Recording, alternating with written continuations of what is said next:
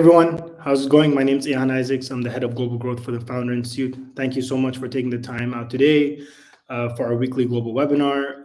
I know everyone's calling in from different parts of the world. I'm based here in Dubai, UAE. We have another great, I say this every week, but I kid you not. I'm always genuinely super excited when we do these events because I get to hear from some great speakers and just learn from them, learn from the audience as well. So today we have Oz. He was my product manager instructor back in Toronto. He's generously given us his time today to talk about startup idea validation, and how people adopt new products. So I'm sure there's a lot of new content for some people here to pick up on and just learn from him. Well, we'll get started here in a few seconds. Just want to do some quick housekeeping. As you can see on the right-hand side, if you are on a desktop or tablet, there's a chat function. Please use the chat function to communicate with the rest of everyone. I see people already putting in where they're calling in from. So yeah, throw in your location. I see South Africa, Vancouver, Germany, Nigeria, Atlanta, New York, LA, more South Africa, Karachi, Toronto. Perfect. So pretty international crowd. We had about 500 plus people register, I would say. We're expecting about 150, maybe 200 people live. So really, really excited for today. As you can see below the chat icon, there's a Q&A button. Please use the Q&A button to feed us questions. What we'll do towards the end is we'll do some Q&A with Oz. We'll use that function to bring up the questions to the stage, but you can also upvote other people's questions. So that way we can prioritize questions. Last but not least, you can see at the bottom of the screen, there's some emojis, up emoji, heart emoji, all of that stuff. Please use that as Oz is speaking so that we can see what content is resonating the most with you. I think that's about it. Let's kind of, sorry, I think. All right, hopefully the folks can still hear me. For some reason, it's connecting to my phone. All right, let's bring up Oz. And while Oz is coming on, yes, there will be a recording, will be available in 48 hours. He asked me to run this poll, so let's click publish and show on stage. So it'd be great to know who you folks are. If you can just click some of that voting. So let's give a minute here. Perfect. Oz? Hey, folks. Hey, how's it going? Good. Yeah. So you can see the. I can see the poll. Yeah. Can you see the results as well? No, I can't see the results. I have the actual poll. So we got to send them that product spec, man. Okay, so I'll just summarize it. So we've had 24 votes. 54% they've done validation solution, or 60% now validation solution testing. 40% have gone out and be like, hey, I really know my market. So you have a 60-40 split, right? Hopefully that's helpful. Cool. Awesome. I'll let you share your screen, and then Oz, maybe why don't you can self-introduce yourself. We have about 100 people live, so people are slowly trickling in. But yeah, awesome. You can get started whenever you're ready. Sounds good. Let me just find the right window. I have a self-confessed problem of having too many tabs, so I found the right window, so I'm happy about that. Hey, everyone. Thanks for joining today. So I'm dialing in like some of you from Toronto, Ontario. And we'll be talking about startup idea validation today. I'm going to just jump in, but please do throw in your questions, your comments, concerns. Also, I love these sessions to be as organic and informal as possible. So I might jump into the chat and read some questions if I feel like other people might learn from it. So we'll go through it at a good speed, but still make it enjoyable, hopefully. So today's topic is around startup idea validation. How do people adopt new products? So we're going to talk about a few frameworks on both how people make decisions and how can you do discovery the right way. And I will talk about my background a bit to give you a sense of who's talking to you today. But today's topic can also be thought of as how to build better than 90% of startups out there. Commonly, people just jump right in and do the assumption of if you build it, then they will come. Being from a product background, I'm a big proponent of doing more validation and de-risking assumptions. So we'll be talking about that a bit today. So quickly about myself, just to give people a bit of context on who will be talking through the content today. So I've been in product management for a long time. I've done B2B, B2C, web, mobile. I've done about 5 years or so at product companies. And then I've actually spent quite a bit of time in product consulting. And product consulting is really not just going away and coming up back with a sexy PowerPoint presentation. It's really working with the client to make sure that they're building the right thing for the right people in the right way. So in Toronto, I led a group at TWG. Great growth, great success in the market, both in the US and Canada. We've done lots of really interesting projects, worked with companies like Shopify that most people would know about. And we got acquired by Deloitte Digital, I think it was in 2021.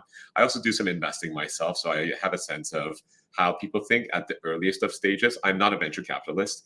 I'm not a professional institutional investor at all. I really go by idea, problem, and the team, but I've also spent time both advising startups and doing more formal product management, instructing or teaching.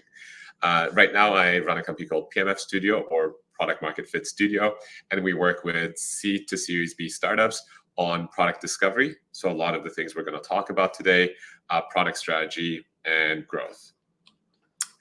I see someone commenting about connection and buffering.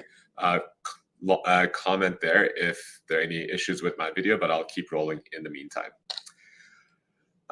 So why is this an important topic? As you all know, given that you're on the call today, doing a startup is hard. The most recent startup genome report has it at 90% startup failure rate. And there's a really interesting study from University of Oslo in Norway that shows that using the right methodology significantly increases the chance of success. So they've studied 47 startups and looked at utilization of things like the lean startup methodology or proper product discovery. And they found that even though a lot of the companies that do the right methodology fail, so it's not a guarantee of success, almost no one succeeded without following the right process. So this means that if you do things right, things can always happen. Interest rates change, markets change. There's no silver bullet to make sure that you're successful as a startup, but doing things the right way significantly increases your chance of success. So that's what we're going to talk about today. And I see someone asking about the hyperlinks. I'm going to have my email on here. Just send me a note and I'm happy to send you the deck, and I'll share it with the Founder Institute folks too, so you can read at your own leisure. And there are a lot of like tactical tips in here, so don't worry about trying to write everything down, because I'm going to be sharing questions, etc., that you can use yourself. So just shoot me a note in my email and you'll be able to get the deck. So what are we going to be talking about today? We're going to be covering methodical ways of validating ideas. Some people might have heard about double diamond discovery. We'll talk about that a bit. We're going to talk about a framework that I really like called forces of change. So we're going to cover how you can do the process the right way. Our goal is going to be to make sure that you're building something that people want. That's the surest way to be successful, address a real pain point. We will explore how people make decisions, because if you understand the mind of a decision maker, you're more likely to build something that resonates with them. And we will talk about the double diamond process, as we mentioned. So let's talk about the how. As I mentioned, we'll be covering 3 topics. Forces of change, first, on the various forces at play when someone is making a decision to change something about their life. Double diamond for validating ideas, and then how can you decide when is good enough to start building? Because as startup builders, I'm sure you're all interested in getting to that build stage and creating something real. And as I mentioned, you can email me at oz@pmfstudio.com, or I'll share the slides with the Founder Institute folks too, just so that you'll have a copy of them. All right, so let's jump in. Forces of change. I don't know how many people are familiar with this model, but it's a model from someone called Bob Moesta, and he's actually one of the co-creators of Jobs to Be Done. So we obviously know about Clayton Christensen. Bob is not as famous, but he was one of the co-authors of the Jobs to Be Done framework, or how people hire products to do certain jobs. This is his lesser known framework that I think is almost more valuable. And it talks about this. So think of this black bar as the individual looking to make a change. Maybe they're looking to adopt a new product. Maybe they're looking to buy a home. Maybe they're deciding between credit cards, whatever it might be. There are forces at play when someone's making a decision. There's the push of the situation. So they have a reason to try and change things up. Maybe they're not satisfied with the current options anymore. So there's the push to move to something new. There's the pull of the new solution. This could be the marketing copy, the benefits that the product promises. So there's something pulling them towards the new way. There's the habit of the present. So inertia, we all know about this. A solution has to be 10 times better than what's in the market, we say in product management, to overcome this inertia, because people are busy, people might be lazy. So there's some resistance to change. And then there's the anxiety of the new solution. So when someone's adopting a new product, there's an anxiety that comes with it. What happens if I give up my current product and the new one is not as good enough? Am I going to be able to learn the new tool? Is this going to really make my life better? So there's some anxiety that comes from change. So when you think of these forces at play, the business as usual, the new behavior, all of these forces have an impact on the decision maker. So you have to consider all of these to be able to move someone to where you want them to go. And presumably that's adopting your product. So 2 forces that promote a new choice and 2 forces that slow things down. So I covered a lot of concepts there. To make it a bit more tangible, we can talk about an example. And I'll share with you my most recent purchase. That's a bit of a silly purchase, I admit, but something that I recently bought because I do commonly work from home and do presentations like this. I don't know how many people know about FlexiCam. I don't know if anyone has one of these or knows what it is. Feel free to put it in chat. But this is basically a product. Like right now, I am looking at the screen, but hopefully it looks like I'm making eye contact with you, because I have a giant 43-inch monitor that if I was to put the camera just above, I just look like I'm looking like this. So it's not a very engaging way to talk to someone. So I was like, okay, I have a big enough monitor. This is not going to block my view. And hopefully it's going to feel more engaging for the person that I'm talking to. So let me make a change to my home setup, was my thinking process. And in this, there was a push. The push was the desire to have the best video setup possible, because I spend a lot of time on camera having important conversations.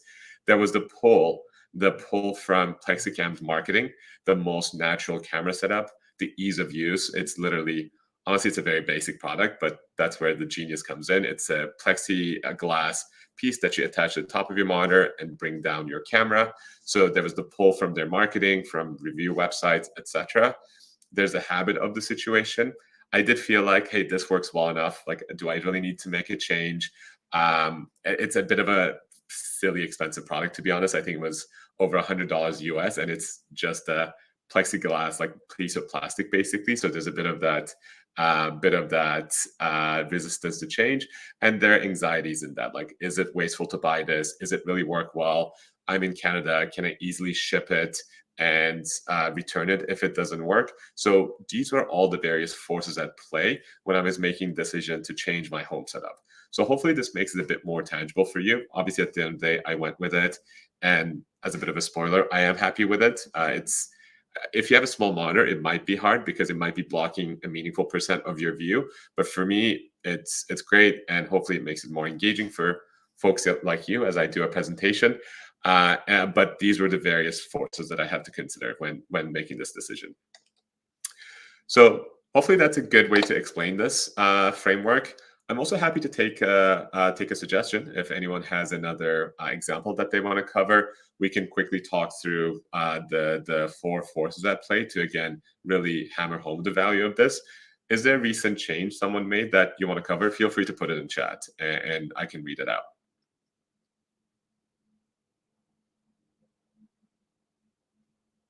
Anything maybe you bought recently, maybe a work decision that you made, anything that changed your situation, we can have a quick chat through. Okay, Pranay said using ChatGPT versus Google. So I'll simplify the example. Thank you for suggesting that, because I want to compare it to the current state. So maybe to your point, we have ChatGPT as a way of answering questions, and historically for the last 20 years, we've been using Google to answer questions.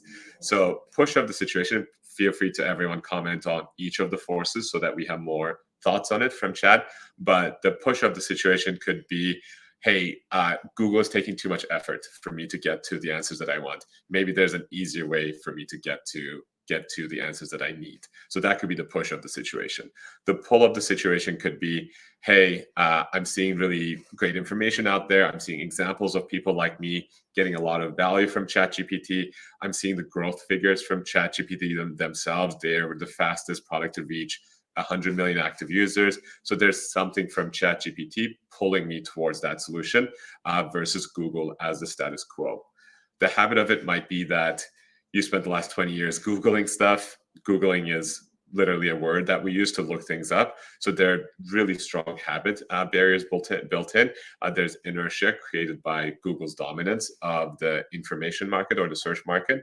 And finally, we have the anxieties, stuff like, will ChatGPT lie to me? Will there be hallucinations that make it so that I don't actually get the answer that I'm looking for? Will the results be in depth enough as what I get from Google? Will I be able to get the same kind of value with the same speed? And that might be the anxiety that's at play. So hopefully this is all useful for you and makes it very, very tangible for you as we talk through this example. But the reason why we're covering it is really the stages of the buying or product adoption process. So when you think about it in terms of the jobs to be done timeline, people go from left to right in this process. They might have the first thought. Maybe they have a mattress that's not comfortable. So they're like, maybe I should do something about it. But it's at the passive looking stage. Maybe something happens. Maybe they wake up with back pain and they go from passive looking to active looking. At this stage, this forces framework that we talked about is really applicable. Depending on how strong the forces are, this stage can take a very long time, a very short time, and this might even derail the purchase. Maybe the habit is so strong, or anxiety of having to go into a mattress store and buy a new mattress is so large that people say, forget it, I'm just going to stick with the current solution that I have. So every step of this way on the buyer's journey, we have to think about the force of change model, so that in your marketing, in your sales efforts, in the way you build your product, you really have to think about, how do I minimize the anxieties? How do I maximize the pull of the situation? And how can I get people to start using my product as quickly as possible? So that's kind of why I wanted to cover this framework. I find that in my work, not a lot of people know about the force of change framework. It might intuitively make sense, but more people are familiar with the jobs to be done framework in why people adopt new products, like what problems they adopt them for. But it's also important to keep in mind all the forces at play as they make decisions. Cool. So if you have any questions, please put them into the Q&A. I'm happy to answer them at the end. Again, also, you can shoot me an email if you want to have a more in-depth conversation about this stuff. But hopefully this gives you a good overview of the forces of change model. The second concept we're going to talk about is the double diamond discovery process. So you might have seen this before. It's talked about in the world of design. There are design sprints that go through this, in the world of product discovery. But we think of proper discovery in two phases. They're two diamonds side by side. So you start with the problem space. You don't want to focus on your own solution, because you might become too myopic or too narrowly focused on what your solution does. So you want to start with, what does the market need? What problems do people have in the market? And you want to go broad first, diverge, and look at all the solutions that exist for the target user you're going after. You don't want to limit yourself to one problem just yet, because you might miss some meaningful opportunities in the market. So you first go broad and see what kind of problems are in the market. Then you start to do a deeper level of analysis, and you want to converge on one or two problems that you can solve meaningfully. You get into that definition phase. You say, this is the problem I want to solve, and here's why. It's an important problem. It's a big problem. People are trying to solve this problem right now. They're not able to. And I can come in and make a real difference with my startup. At that point, once you're clear on the problem you're solving, you move on to the next phase, which is the solution phase, and you do the same thing again. You diverge and think about all the ways in which you can solve this problem. You don't want to lock yourself into just one solution for now. You want to go and explore many different ways of solving the same problem in different ways. And you can ideate on different solution types. You can prototype stuff. You can do a bunch of user tests to make sure that your solution has the best chance of solving that problem that you've chosen. And then you converge on one or two ways of really solving that problem. At that point, you have clarity on the problem you're solving, you have clarity on how you want to solve that problem, and you're truly set up for success as you build a solution for this market, for this type of problem. We find that commonly people skip this discovery phase and just jump into coding stuff, and they release it and they're like, wow, this did not succeed.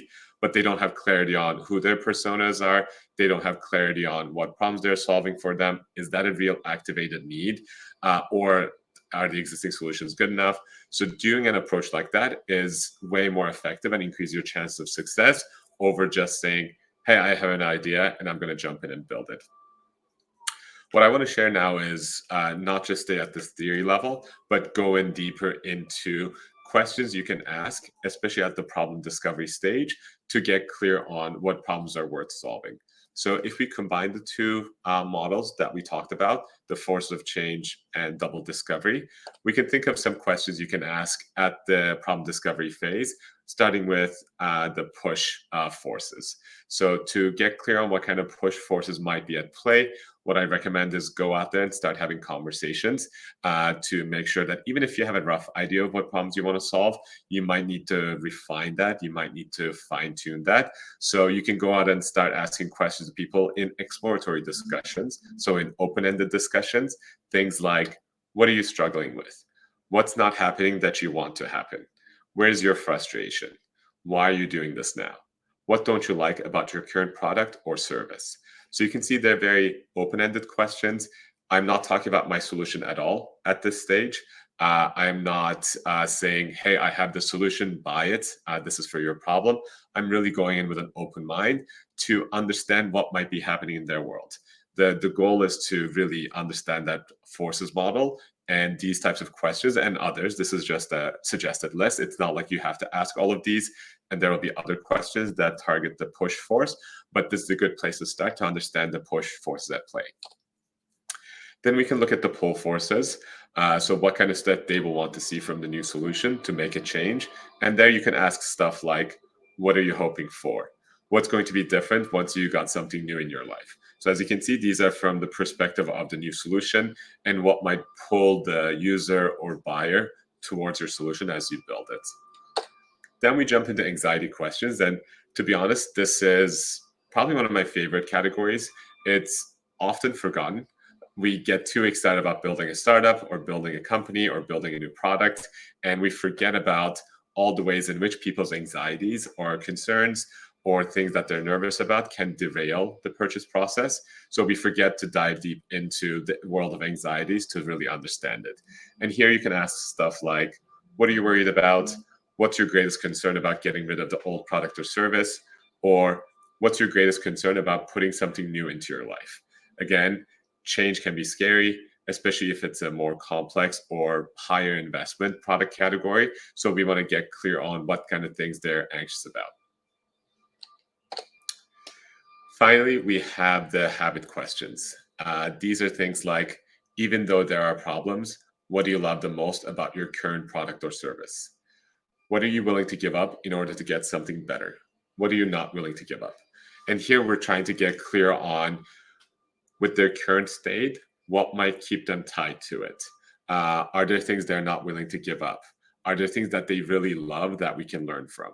So asking questions like this and listening intently, actively, gives you a lot of clarity on what your target user might care about. And asking these questions might even help you sub-segment the users that you're targeting. You might have thought that there may be one or two personas in this market that you're going after, but once you do these exploratory conversations, you might actually find that there are like 5 different subgroups because of their anxieties or habits or their decision criteria. So these are just some questions to get you started. as I mentioned, I'll make the deck available so that you have these to ask as you maybe continue to do validation for your startup idea, or maybe you are already building one product, but you see an opportunity to build a different product, and you can use these questions to really clarify the market. Some things to keep in mind as you go through this. We say that you should look for customer trade-offs because without understanding the trade-offs, without something to compare to, consumers struggle or people struggle to make clear decisions. If I say, hey, do you want, I don't know, stupid example, but do you like pizza or steak more? And without context, that might be a question that's not as obvious to you. But if I say, hey, we're going to go out for a birthday dinner, would you prefer steak or pizza? That context gives you more clarity in how to do trade-offs. So we say context creates value and contrast creates meaning. Without knowing the context that the person is making a decision in, it's really hard for you to understand the rest of the ecosystem on why the decisions happen. And humans are bad at making decisions in a vacuum. That's why there's a really book from Dan Ariely called Predictably Irrational. If anyone's interested in behavioral science, I definitely recommend reading that book, Predictably Irrational. And he talks about, and he's done a lot of research in this space, without a close option to compare to, people struggle with knowing exactly how to make their own decisions. So contrast creates meaning in that sense. We also say that you should really unpack vague words as you have conversations. So for example, if you're talking to a potential buyer and they say, yeah, this is a good option, what does good mean? Or this is well done. Like what's well done? What makes it well done? So unpacking vague words can really help you get to the core of the decision and how they make their decision. A tactic that they talk about, by the way, all of these concepts get expanded in a book called Demand Side Sales. Bob Moesta is the author of that as well. So go in there if you want to learn more about how to do interviews the right way. And one of the things there he recommends is setting up bad questions intentionally. So if you're having an exploratory conversation, misinterpret what they said on purpose so that they say, oh no, that's not what I meant. Here's what I meant. So they unpack it further for you. Setting up bad questions is a good way to get deeper into what people are really thinking. Because people can be polite, people can want to impress you, people may not be super forthcoming if you ask about their future preferences. But if you set up bad questions or even ask about what they've done in the past in a similar situation, you can hopefully get to their motivations in a cleaner manner. Similarly, there are different ways of solving the same problem. So we want to understand the jobs to be done of the customer and the progress they're trying to make. This is why we do the problem discovery and then the solution discovery. The same problem can be solved in many different ways. So we want to get clear on the specific job that person wants to hire the new product for so that we can provide the best possible experience. Sorry, I saw someone asking, what's the second book name? It's called Demand Side Sales. It's by Bob Moesta, Moesta. And then Julieta asked, can you repeat how contrast creates meaning? And sorry, I just jumped in and started looking at questions, but I'll go back and forth. Contrast creates meaning in the sense that if you give someone two options and ask them to contrast, like what's good about one and what's good about the other one, that creates more meaning for you. If you just say, what do you think of this one thing? It might be hard for them to give you as much detail. They may not have the language for it. They might not have the right type of experience. But if you give them two options, they'll be more effectively able to say, here's what's good here and here's what's good here. But thank you for the questions. Continuing on this list, people struggle. That's what creates opportunity. People struggle in their day-to-day. People struggle in their decision-making. People struggle with the problems that they're facing. And every struggling moment is an option for you and your startup to go in and say, hey, we can help you, and here's how. In research, we really want to focus on problems and outcomes and not demographics. One of my pet peeves, and I'm sure everyone has seen this, is someone will bring me a persona and say, this person is 18 to 34 and lives in the suburbs. And I'm like, how do I make that information actionable? That doesn't give me anything in terms of their problems. An 18-year-old might have very different problems than a 30-year-old. They may have very different contexts in which they're making decisions. So move away from personas that are purely demographic based and get into personas that are very problems or outcomes focused. Connected to that, people don't buy features. I'm sure this is something that people have heard as well. People don't talk about the features of your product, talk about benefits is a common piece of advice. You can see this very easily in the world of, let's say, computer shopping. How much RAM, how big the screen size is, blah, blah. That stuff is secondary to can I do my homework on this? Can I easily connect to the internet? Is it portable? Like that type of benefit-driven approach is more impactful when we think about how people make decisions. And we say that there are 3 levels or categories of motivation. Functional, which is like very tangible pieces. So this is a laptop, it's portable, it has 5 hours of battery life, etc. Emotional is more at the human level. How do I connect with it? So it has 5 hours of battery life, so I'm comfortable in the knowledge that I'll be able to get my work done. It's not too heavy, so that it's not going to cause me back pain, etc. And then social is on top of that. So functional is the base layer. Emotional is one layer above and gives you a bit more context in why people make decisions. And then social or identity is the top level. So we're all social creatures. We all want to be part of a community. We want to be part of a tribe. It's built into our DNA because our ancestors who were more social and part of tribes are the ones who survived and therefore passed on their genes. So we want to always, most people, I shouldn't say always, you can't generalize to everyone, but most people want to fit in. Most people want to have good social standing, want to be perceived positively. And that also impacts how they see themselves in their personal identity, in their self-image. So you have to think about all 3 of these when you're thinking about how someone makes a decision, how someone buys a product. What does that product do for them very tangibly?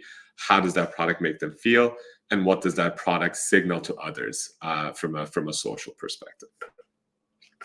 So hopefully this is all helpful. I know these are very text-heavy slides, but I wanted to have something tangible to leave behind so that you can reference it easily.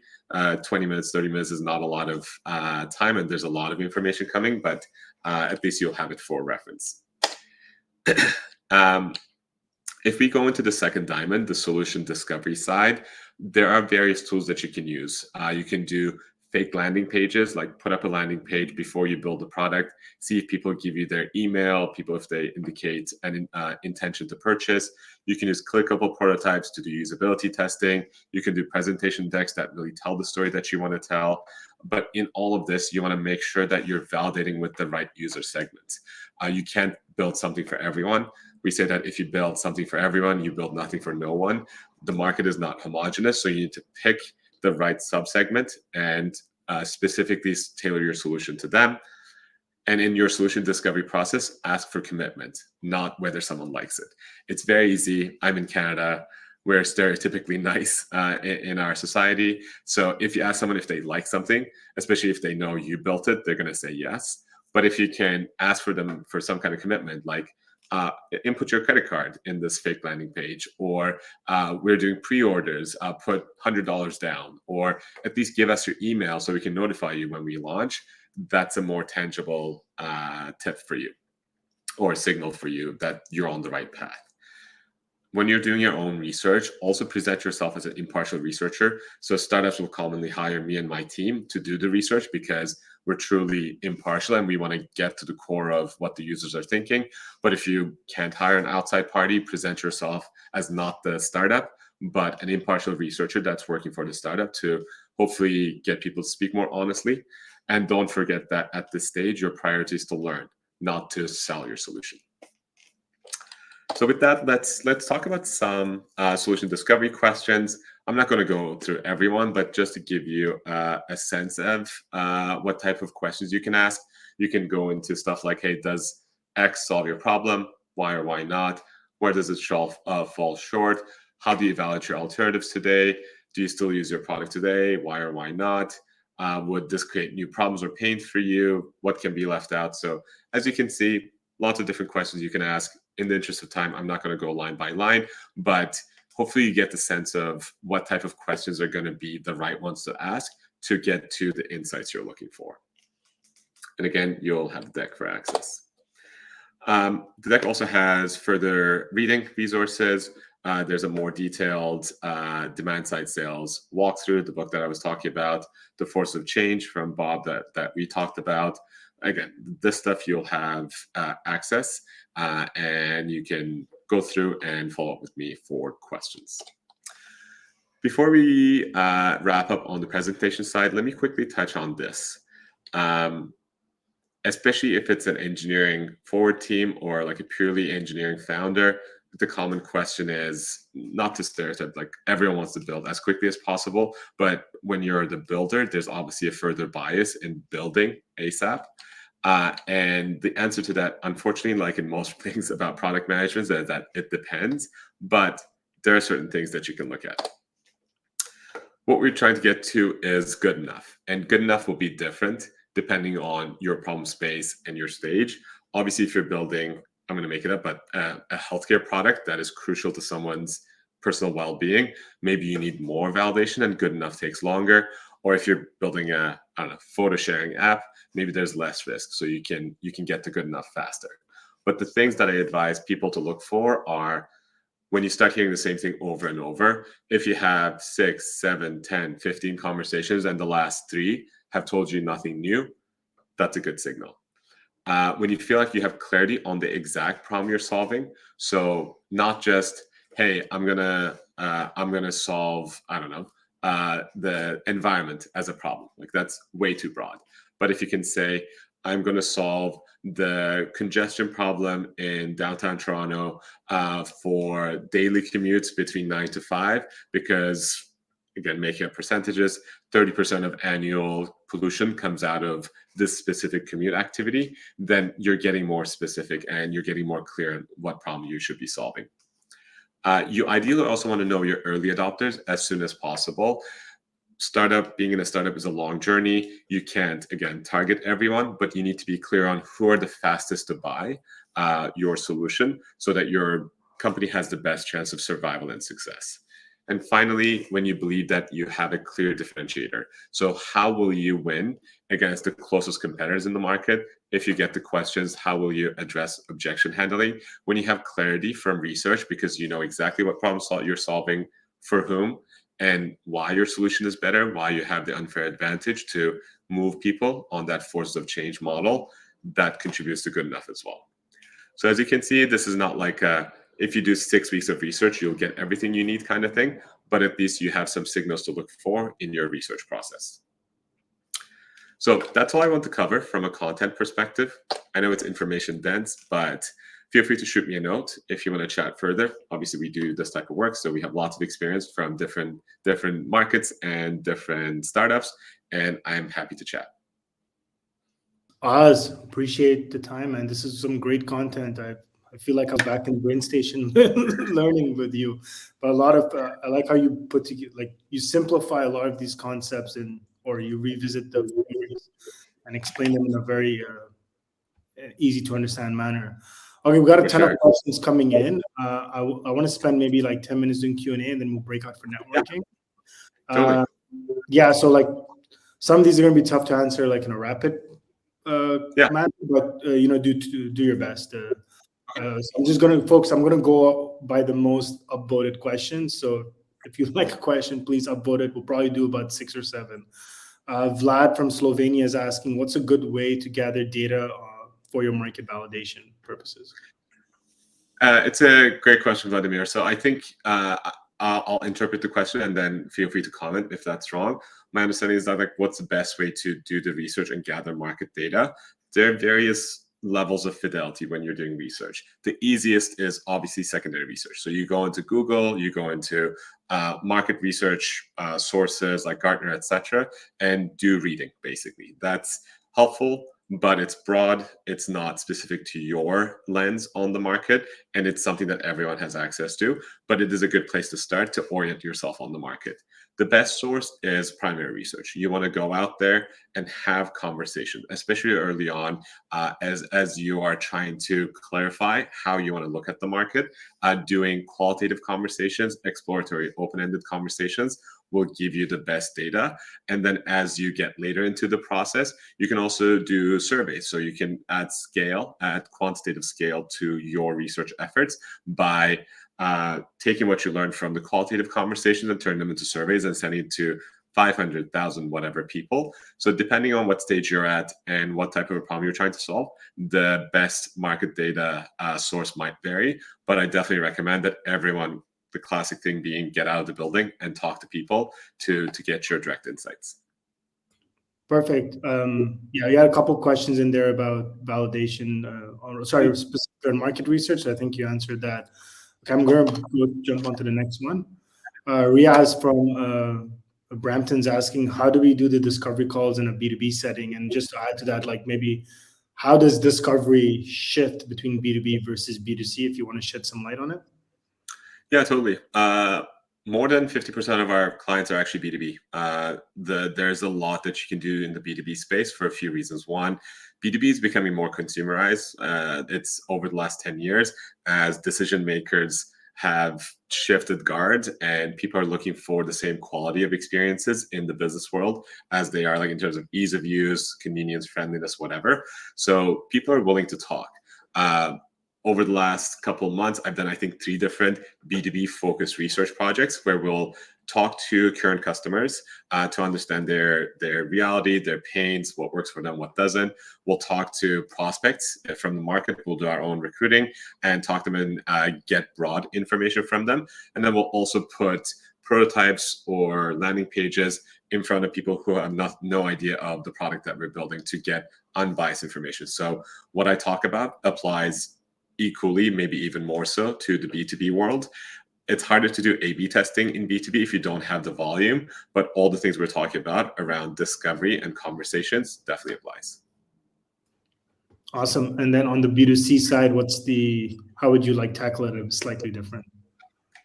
B2C side, the challenge that I find in B2C is people don't segment properly.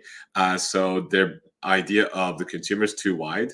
As we all know, there's, I think, 8 billion or so people now in the world, and everyone has different contexts. So my advice, if you're a B2C side, definitely do validation still, but get as granular as you can, because it's a lot easier to win a market, like a small market, and then expand than to say, especially with limited resources, I'm going to build for, I don't know, even 30% of the market because they're not homogenous enough for you.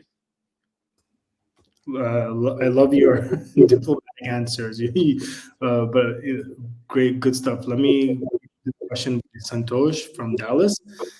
He's asking, you briefly touched upon this in your last few slides before wrapping up. What's the best way to do a soft launch before you have a fully functional MVP or software? Yeah, I'm a big fan of soft launches. I actually would say start selling before you build it. It's a lot easier to build something when you have someone who said, yes, I'll sign a letter of intent, or yes, I am interested in this product. As soon as you launch it, let me know. So soft launch can be as early as a bunch of mock-ups, even in a slide deck, or you can say, hey, we have the prototype, we have the proof of concept, we want to put it in front of the term for that is design partners. So very early adopters that will build with you and presumably get like a big discount, but at least you have real customers helping you create the product. So I'm a big fan of soft launches. Product management, building products, is all about your riskiest assumptions. The more you can test your riskiest assumptions, the better off you will be. And soft launching is a great way to enable that. Yeah, I love it. I like this also question by Andreas from Boston.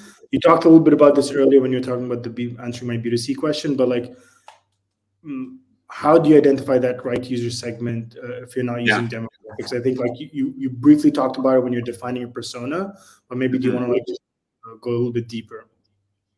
Yeah, totally. So demographics can be useful if it helps you get to real problems for those demographics. I think, did I do that? Okay. Oh yeah, nice. I like the camera effects.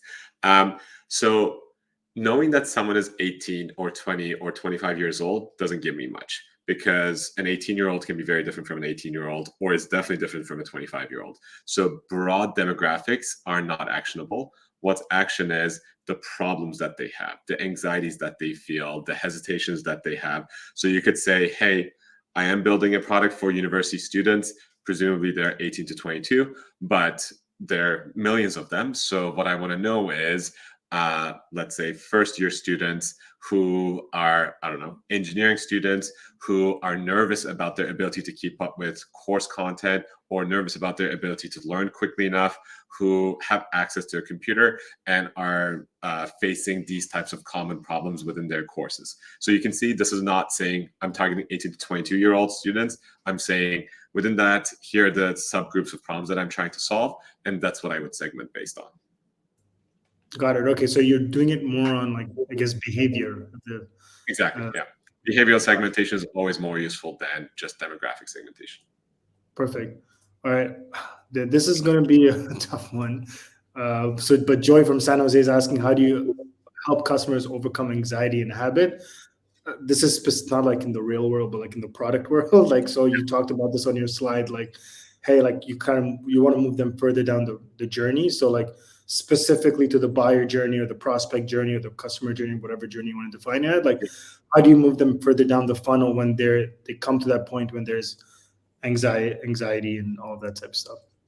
For sure. Yeah, it's a great question. It is, to your point, really hard to say universally this is how you do it. If people want to go deep into this topic, I really do recommend demand side sales. It really talks about Bob's experience in how do you overcome anxieties and hesitation, all that stuff. It really is about a few things. One, the most important thing is to be crystal clear on who these people are and what their anxieties are.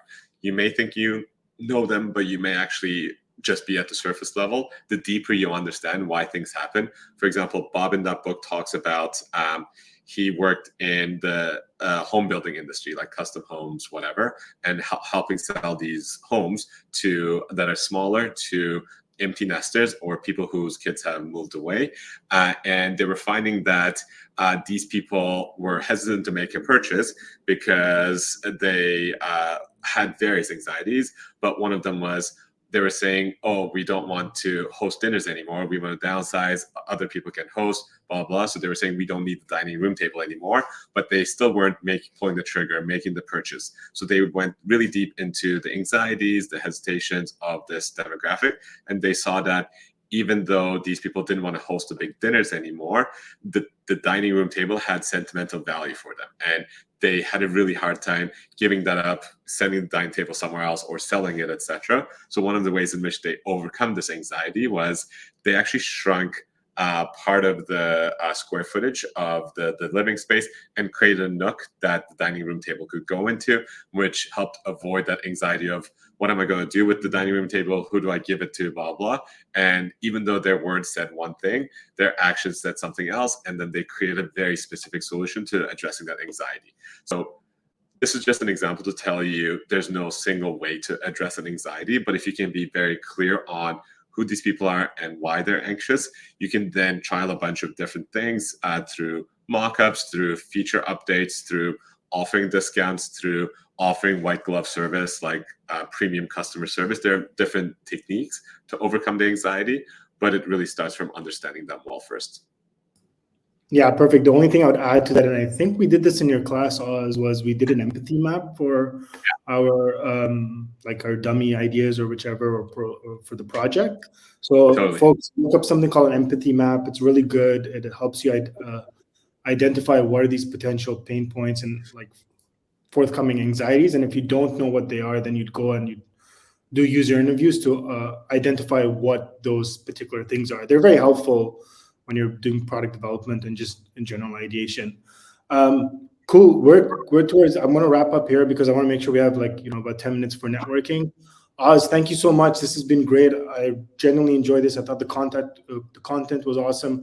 We still have about 135 people live. We were at about 205, and people are starting to leave now.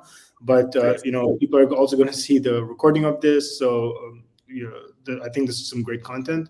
The way I like to wrap these up is any last minute or any last piece of advice for the founders and attendees on this call? Yeah, thanks again for having me to Founders Institute. This is always so much fun for me to talk about, because I really think I've seen, like, one of our clients at PMF Studio has raised like $30 million. They're like a Series B company, but they still engage us to do this process, right? Because they've kind of, as they call it, done the drunken walk to their first successful product. So this stuff is really important. Even large companies get it wrong. Spend more time than you think you should in understanding the users. Don't fall in love with your own solution. Build it and they will come doesn't work. There's so much noise in the market. There's a lot of inertia. So make it a habit to frequently go back and talk to actual users, both current customers, non-users, like people who don't know about your product, churn users, and then continue updating personas that are based on jobs to be done, and you'll maximize your chance of success. That's it, guys. You've heard it. You want to go build a unicorn? Just follow what Oz just said, and you'll be fine. You heard it here first. I take 1% for setting this up, but all right, folks, we're going to wrap up here. I'm going to end the session. You'll see a bunch of virtual tables. Oz will have his own table. You'll have the ability to create your own tables as well, and then there'll be some general networking. We also have one table if you want to chat with someone from the Founder Institute team. That will also be there. But enjoy the rest of your day. Thank you so much for joining, and we'll see you on the tables. Thanks, everyone. Thank you.